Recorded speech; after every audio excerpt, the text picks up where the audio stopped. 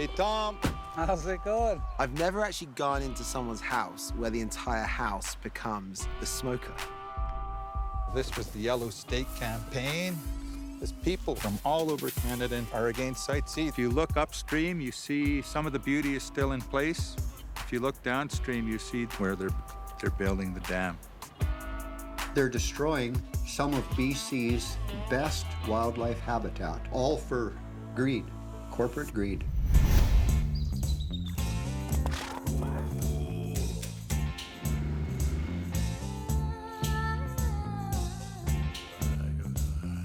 I'm a wild bush cook, and the forest is my supermarket. I am a classically trained chef from the UK. From wild sturgeon to the sika deer of Ireland. We explore each other's culture through food.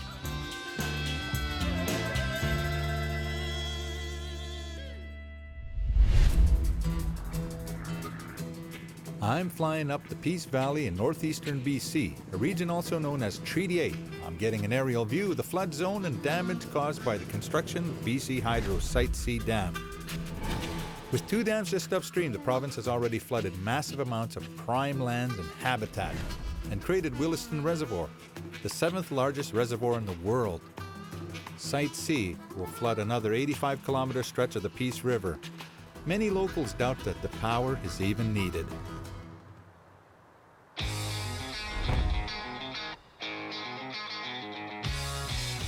Art!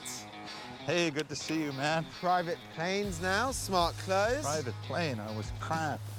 I have to leave my guitar. Good to see you. I've been driving for 14 hours. You said it was not far from Vancouver. I'm sorry. I'll help you. I'll buy you some tax-free Anyway, gas. I'm hungry. I haven't eaten since Vancouver. And let me guess. Dry meat, All the right? way for some dry meat. I know where to take you. Let's go to my res. Okay. I know that Tom always has dry meat, and he supplies a lot of the cultural events around here, some of the elders' gatherings, the cultural camps. Tom is the go-to guy when people need meat. So I'm telling Dan, this is the place to go. Hey, Tom. How's it going? This is Dan. Dan, nice to meet you, sir. Hi. Hi. So exciting. This is the kind of place I love. Tom, great guy. But more importantly, this homestead, I suppose, is fabulous. He's got gardens, every vegetable you can possibly imagine. But the best thing, he makes dry meat. I've never actually gone into someone's house where the entire house becomes the smoker. Wow. Half a rack. A whole house full of dry meat. This isn't just a little smoking rack. This is the real deal. Can I grab a little? Yeah, Elk sure. and deer. Yeah, So what is this? This is an elk. this elk, yeah. Give it a Elk, little this taste is of backstrap here. See the long lengths? Yeah. Yeah. Not quite ready. Another day, maybe? Yeah, another day, couple hours. Tonight, tomorrow. Let's go outside. It's smoky as hell. Smoky in here, isn't it? Yeah. Nah, I don't My want eyes are burning. I don't want my nice clothes all Oh, what do smoked you out. need? Do we need a boat? I can lend you my rifle. Yeah? I made arrangements to meet our guide Mark Myers to take us hunting, but first I wanted to show Dan a special spot where we once stood together 5 years earlier. Whoa, let's park here.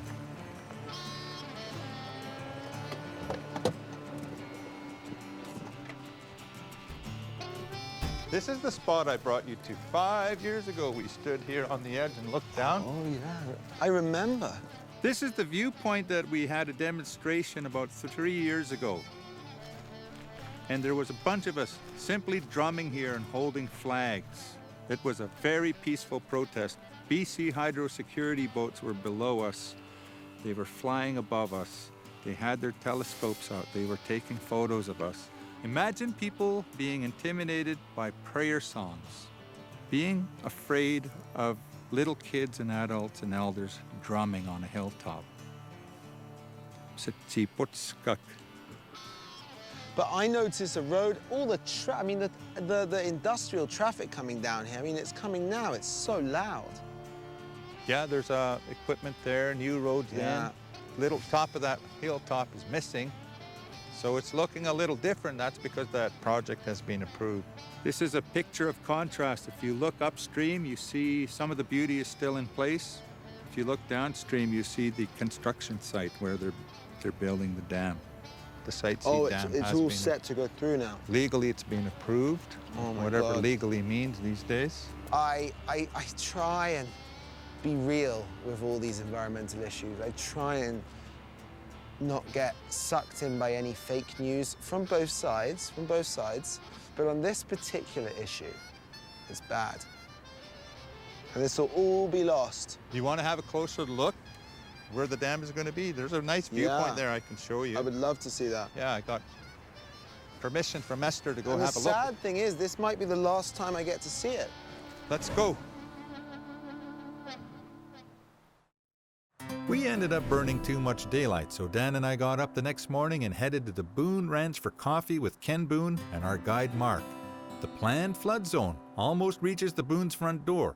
Just outside the house, I showed Dan a symbol of all the support around the world for protecting the Peace Valley. So this was the Yellow Stake campaign. That what you were telling me about it? Against Site C from all over Canada, in fact, Yeah. all over the world, actually. I saw Amnesty International back Amnesty there. International's Chief Roland Wilson, Yeah. Chief Perry Bellegarde. Even I have a stake in here somewhere. You really, you bought one? I bought a stake.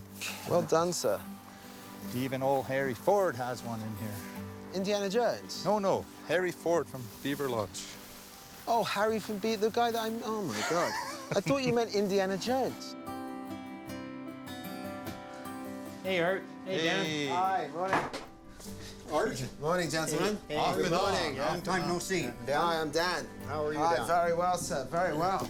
The Boones are third-generation ranchers in this valley, and they, along with other landowners, are being forced to relocate. Mark is also a local rancher, former hunting guide, and rodeo cowboy turned environmentalist.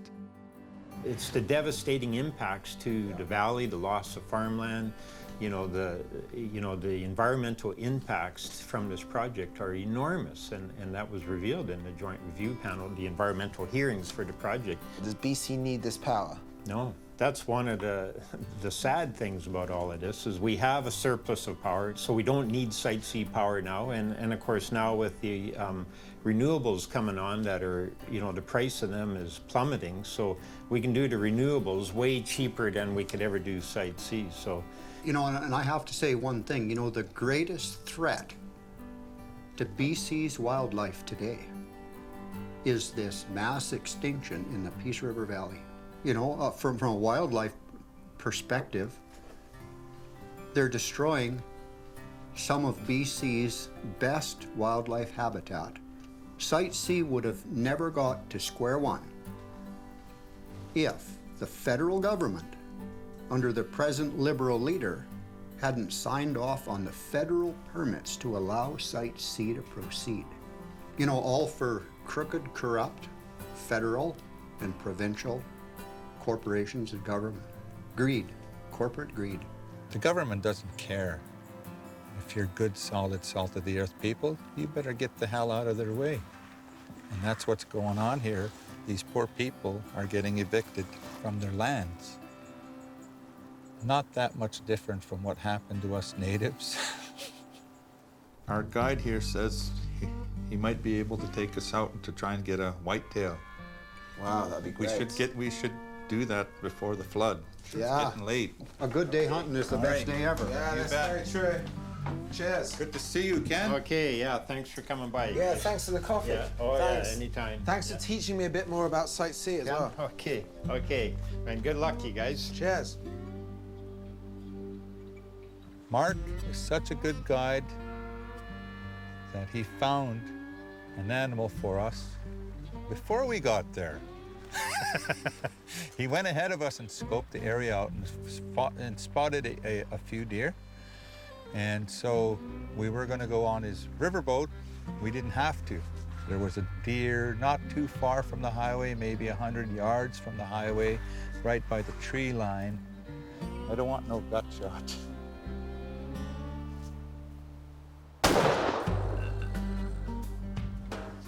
Art made a good, clean shot at about 200 yards. Animal went down. I don't even think it knew what hit him. Well done, Art. Nice shot, clean. Just there, double lung probably. Beautiful, well done.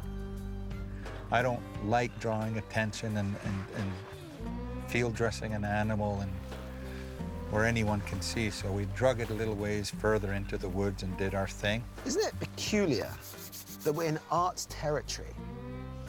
Yeah, actually, I could make a list if I really thought about it. My rifle, my ammunition, 2 of my knives, my meat pack, my rope, hold on, my truck, my gas. He had this little satchel with 2 broken budget brand cigarettes in it. And I kid you not, nothing else. It was actually really good to have an Englishman carrying all of my things. He polished the gun, he set the sight, he packed everything. He's very prepared. Didn't bring tobacco, I'm surprised. He's probably going to start buying tobacco at some point. We're going to knock the hide off of one side. Yeah. We'll flip that hide over that way. Yeah. We'll knock off a hind quarter. We'll knock off the front quarter. We'll take the ribs if we want and the back straps. And then we'll roll that carcass over on top of that hide and skin the other side the same way. Have you been watching the natives? I was trained by my grandpa and my uncles. You want to get it done fast. Not only you don't want to draw attention, but you also, there's bears out there sometimes, and you know there's a lot of work coming up. You got to take that home, break it down into smaller parts, take care of that meat. You never want that meat going bad. You never want it getting dirty. So you got to haul it out of there, break it down and freeze it or smoke it or whatever you're going to do with it. Actually, the easy part is pulling the trigger. The real work comes after the kill. Dan hauled in a few things that were very lightweight, but when we were heading out, I noticed I was packing a pretty big load. 2 front quarters, 2 hind quarters, a side of ribs. I think he carried the heart in his backpack. 90% of the deer is on my back. Dan has a small heart. Deer heart, I mean. Well, that too, but deer heart is what I'm talking about.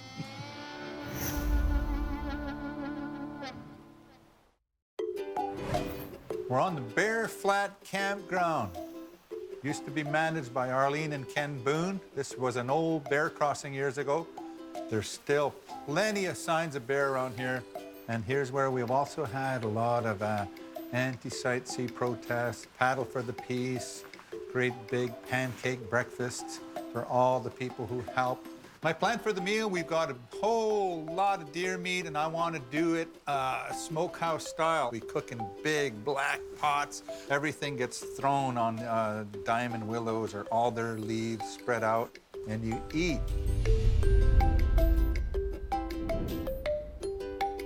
So I got the fires now going.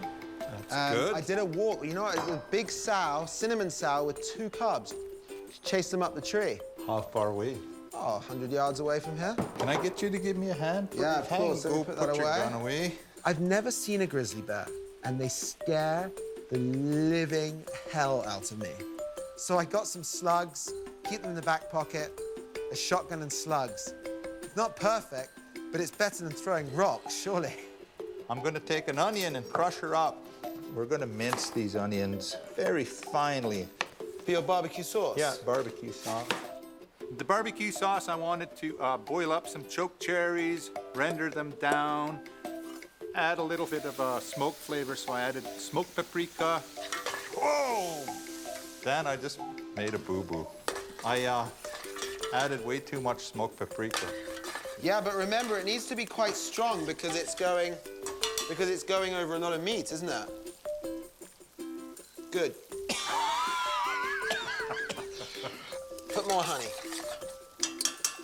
Look at this. West Moberly First Nations. Oh.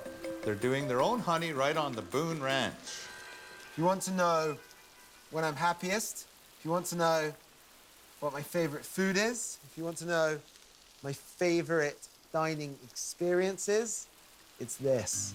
Let's get cooking, Art. I'm gonna start cooking, okay? You cook. Here we go, boy. That's the heart. That's the heart. We're gonna cook the heart in here. I'm gonna start slicing up the liver. You want any time for any of that? I want maybe some time for the heart. Yeah, why not? can you please take one of these pans to the fire so that I can have a burner here? Okay. It's wild meat, simply cooked, eaten naturally with great country folk. This is me really enjoying food. Really enjoying food. I absolutely love it. You hang on with one arm there. That's not, this is just gonna land on the ground. All right, go. That is the most awkward position I've ever been in with you. If I was gonna be tempted, it probably would be by you. Those shanks take a long time to boil. I'm worried we're not gonna have enough time and that the shank is gonna be tough. Because you gotta soft boil that shank. It's gotta boil for about 3 hours. We don't have 3 hours, so hopefully nobody's gonna reach into that pot and pull out a piece of shank. They'll be so interested in all those other fried and grilled cuts of meat, maybe they'll just ignore the shank. Good thing you had this little pot here. We're not really equipped, are we? Well, I'm equipped. Watch out. That's fresh bear scat there. It could be black bear. Fresh bear scat there. It could be grizzly. I can tell you it's not a polar bear. But it's everywhere. Watch out if you want to keep your shoes clean. Well, I mean, isn't this where they eat? These are bear beds. Actually, these are not deer beds. You keep picking, and I'll just keep a lookout. At least pick some. Here, these. Hey, hold on, dude. These are What? these are rose hips. Oh, which one's a Saskatoon? Plus a whole crap load of leaves. When the elders pick berries, Yeah. it's sort of a meditative experience. They like to be in their thoughts, their dreams, their visions. They want to feel the peace of nature. They like to be see. kind of left alone. What kind of plant's this one here? You On there. go on bear watch. You should go on bear watch Just over a bit there. further away. Yeah. How's here? Good? Well, I mean, if you want to protect us, Oh, I see. I see what you mean. So you mean right over there, yeah. the next valley. You're gonna get eaten by a giant, rabid, savage grizzly, and I shan't be here to save you. With these Saskatoons, I want to make an ancient Cree dish similar to a pudding that was once thickened with wild turnip flour.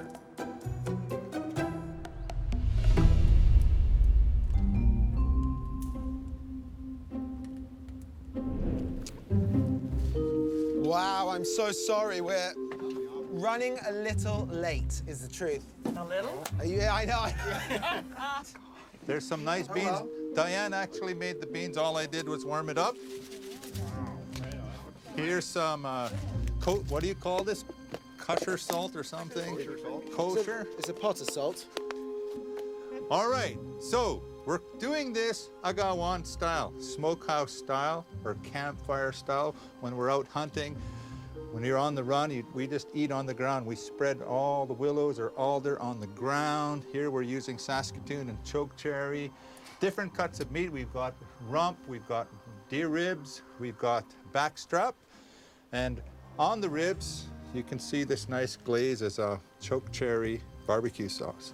So dive in. It's about getting mucky, you know? Okay.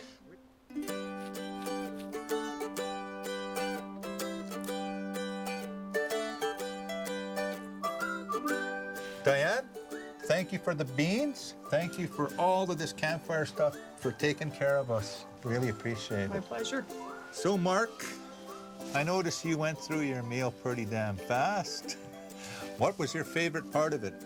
I would say that Saskatoon cooked up loaf. Oh, Dan's little flapjack or whatever the heck it was. Little bannock, yeah. Look at his smile. He's Well, purple smile. That's a good sign. I really enjoyed it. It was a beautiful meal. The flavor of it was amazing. The backstrap, very, very nice. I was surprised that, because we didn't really age it that long. It's only had a couple days hanging in the freezer. yeah. And it's delicious. So again, congratulations. Good to know. Well done, Art. Well, Ken, thanks for having us on your land. What I'm going to ask you about is this. How does it feel, and it's an emotional topic, to think that on the grand scheme of things, in your lifespan, this is going to be one of the last meals you have sitting out here, potentially, on this land. Obviously, it's closer to reality than ever before. I mean, unless something drastic happens, yeah, it's just heart-wrenching to think that this is going to be lost, yeah.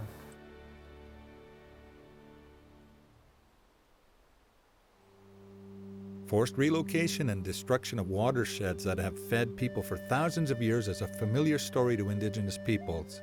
Now governments are doing it to their own people. With our whitetail meal a big success and a chance to visit old friends, I'm glad that Dan got a taste of the vast abundance of this valley. It's still hard to believe that they plan to flood it all, in spite of all the valid arguments against flooding. I try not to think about it. I haven't lost hope, but I want to enjoy the beauty and abundance while I still can.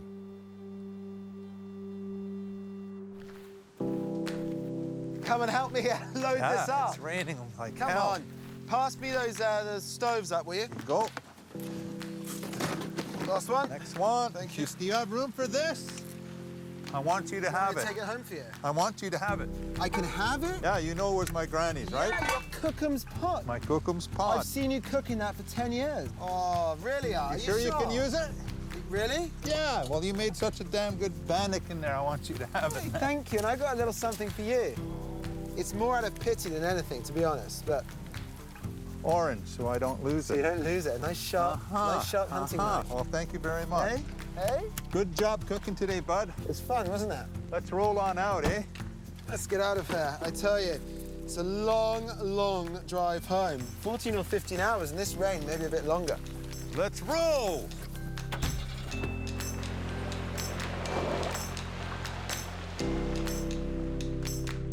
For more recipes, tips, and bad jokes, check us out at moosemeatandmarmalade.com.